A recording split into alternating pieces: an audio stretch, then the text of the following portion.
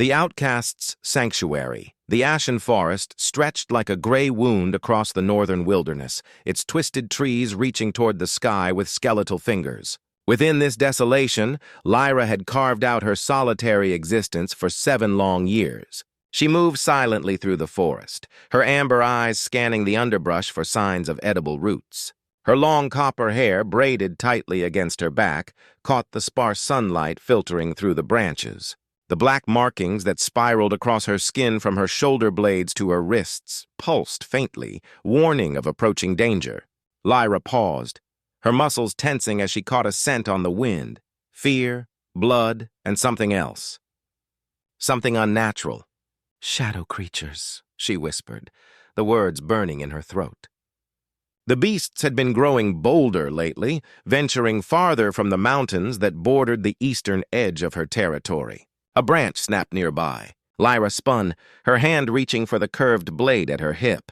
Instead of a shadow beast, she found herself facing a small, trembling figure, a human boy, no more than 10 years old, his clothes torn and face streaked with dirt and tears. "Don't hurt me," the boy whispered, his voice cracking. A gash on his forearm oozed blood, and his eyes were wide with terror. Lyra hesitated. Human children weren't supposed to be in these woods. The nearest village, Emberfall, was protected by wards that kept the shadow beasts at bay. If this child had wandered beyond those wards... "What are you doing here?" she demanded, keeping her voice low and steady. "They came through the walls," the boy sobbed. "The shadows. They took people. My father told me to run." He swayed on his feet, exhaustion and blood loss taking their toll. Lyra cursed under her breath. The wards had fallen. That explained the increase in shadow activity she'd noticed. She glanced at the darkening sky, calculating. Night would fall soon, and with it, the shadow beasts would grow stronger. "What's your name?" she asked, already knowing she couldn't leave him to die. "Elian," he whispered, then collapsed. Lyra caught him before he hit the ground, surprised at how light he felt in her arms. Her markings flared with heat as she lifted him, a response to the human contact she'd avoided for so long. "Just my luck," she muttered, scanning the forest for signs of pursuit. "Of all the places to collapse, you choose my territory." She carried him swiftly through the trees to her hidden dwelling, a cave system concealed beneath the massive roots of an ancient dead tree. Once inside, she laid Elian on her sleeping pallet and examined his wound. The cut was deep but clean. No shadow poison, at least. As Lyra prepared a healing poultice from her stored herbs, she wondered about Elian's father. A man who had told his son to run rather than trying to escape together was either dead or a warrior who had stayed to fight. Either way, she doubted he would find them here. Few knew of her existence, and fewer still would dare enter her territory. She pressed the poultice against Elian's wound, whispering words of power that made her markings glow faintly in the dim light. The boy whimpered but didn't wake. "Rest now, little one," Lyra murmured, surprised by the protective instinct rising within her. "The shadows won't find you here."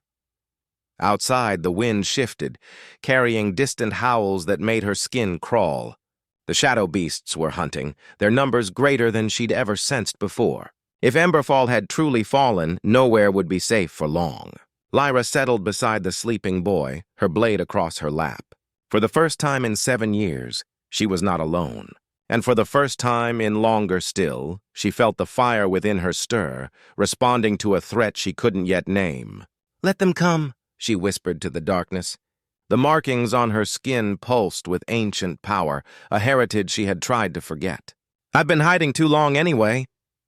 Bonds forged in fire dawn broke over the ashen forest with reluctant fingers of light.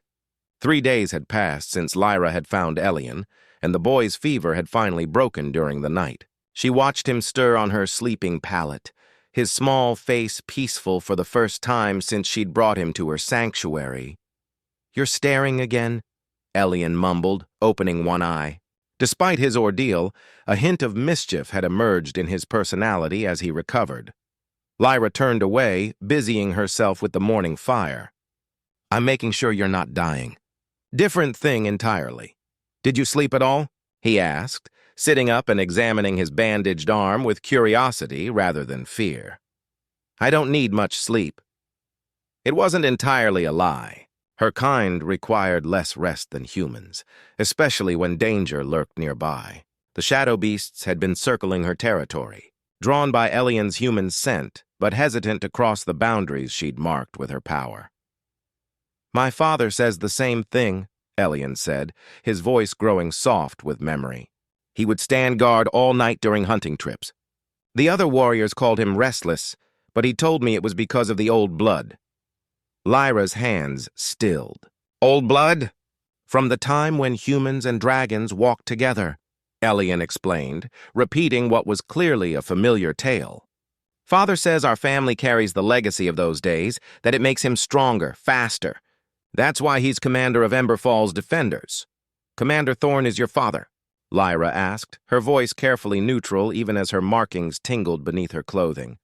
Elian nodded proudly. "Do you know him?" "I knew of him," she replied, turning to hide the flush in her cheeks. "Years ago. In another life, before exile, before she'd buried her true nature deep within, she'd known more than just Thorn's name. She'd known his touch, his scent, the sound of his laughter in the moments before dawn. But that was a secret she would keep. Can you teach me how to make that?" Elian pointed to the poultice she was preparing. Lyra hesitated, then nodded.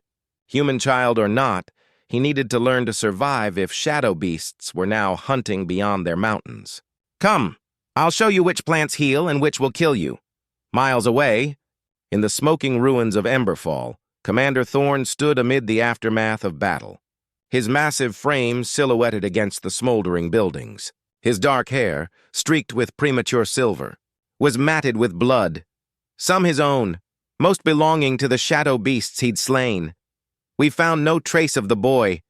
"Commander," reported his lieutenant, a young warrior named Kell, "the tracking hounds lose his scent at the edge of the ashen forest." Thorn's jaw tightened, the scar that ran from his temple to his chin whitening with tension. "He's alive. I would know if he wasn't." "Sir, no one survives in the ashen forest. The outcasts who once dwelled there were hunted down years ago." "I know the stories," Thorn interrupted, his voice low and dangerous. "But something protects that forest. Something the shadow beasts fear." He closed his eyes, reaching out with senses heightened by what Elian had innocently called old blood, the ancient draconic heritage that flowed through certain human bloodlines. For a moment, he felt a familiar warmth, like an ember glowing in the darkness of his mind. "Impossible," he whispered, opening his eyes. But he knew what he'd felt. "Sir?" Kell questioned. "Gather the survivors who can still fight," Thorn ordered, strapping his great sword to his back. "We leave for the Ashen Forest at nightfall." "The forest is death, Commander," Kell protested.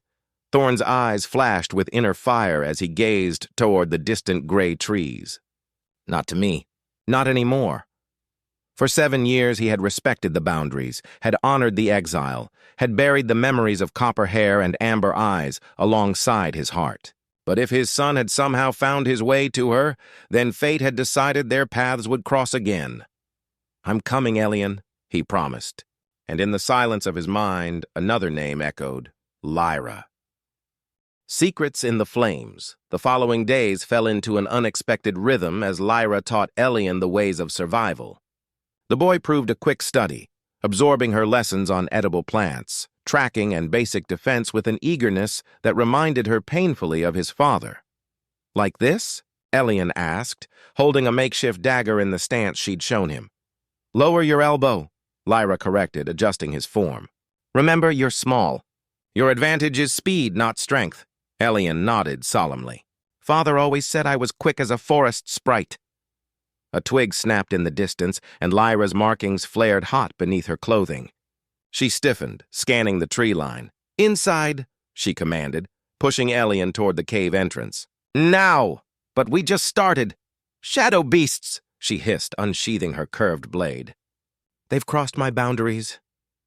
Fear flashed across the boy's face, but he squared his shoulders, gripping his small dagger. "I can help." "Elian," Lyra said, her voice softening, "your courage honors your father, but this isn't your fight. Before he could protest further, the first beast lunged from the underbrush, a twisted, smoky form with ember eyes and teeth like obsidian shards. Lyra met it with a graceful arc of her blade, slicing through its incorporeal form. The creature shrieked, dispersing into foul mist. Two more followed, larger than any she'd encountered before. They circled, their movements coordinated in a way that sent chills down her spine. These weren't mindless hunters, they had been sent. "Run, Elian!" she shouted as both creatures attacked simultaneously. Lyra dodged the first but took a glancing blow from the second, its claws raking across her shoulder. Pain bloomed, and with it the fire she'd suppressed for so long. Her markings blazed through her clothing, burning the fabric away where they traced ancient patterns across her skin. "No!" she gasped, fighting the transformation. Not here, not with the boy watching. But when one of the beasts broke away, lunging toward the cave where Elian stood frozen in shock, her control shattered. Fire erupted from her palms, her amber eyes shifting to molten gold as scales shimmered across her exposed skin. The flames engulfed the shadow beast, reducing it to ashes in seconds. The remaining creature hesitated, sensing it was now outmatched, before retreating into the forest. Silence fell. Lyra turned slowly to find Elian staring at her, his young face a mixture of awe and uncertainty. "You're like the stories," he whispered. "Half-dragon. The ones who were cast out." Lyra's flames dimmed as shame washed over her. "Elian, that's why you live alone." His voice held no fear, only dawning comprehension. "That's why you knew my father." She nodded, unable to deny it. "Your father and I, we were from different worlds that briefly touched." Elian stepped closer, studying her glowing markings with fascination. "Father has marks too. Not like yours, but he says they're from the same ancient magic." Lyra's heart constricted. So Thorn's dormant heritage had continued to emerge, just as hers had. The prophecy was unfolding despite all efforts to prevent it. "Elian," she said carefully, "there's more you should know." A horn blasted in the distance. 3 short notes, followed by a long call. Elian's face lit up with recognition. "That's the Emberfall signal! Father's coming!" He started toward the sound before Lyra caught his arm. "Wait," she cautioned, her senses reaching out. Something wasn't right. The shadow beasts had retreated too easily. Deep in the forest, Commander Thorn led his warriors forward, unaware they were being watched by countless ember eyes. And behind him, cloaked in darkness that even Thorn's enhanced senses couldn't detect, followed a figure whose hatred for both dragonkind and humans burned hotter than any flame Lyra could summon. "The trap is set," the figure whispered to the shadows surrounding it. "Soon both bloodlines will be mine." The storm's reunion thunder rolled across the ashen forest as dark clouds gathered overhead. Lyra stood at the edge of her territory, Elian safely hidden in a secondary cave she'd prepared for emergencies. Her markings pulsed beneath the fresh clothing she'd donned, responding to the approaching presence she hadn't felt in 7 years. The first warriors emerged from the tree line, their weapons drawn and expressions wary. Then the group parted and Commander Thorn strode forward. Time had changed him. Silver streaked his once black hair more prominently, and new scars marked his weathered face. But his eyes, those piercing blue eyes with flecks of gold, remained unchanged, widening now as they found her. "Lyra," he breathed, the single word carrying 7 years of unspoken history. "Commander," she replied coolly, though her markings burned beneath her clothes.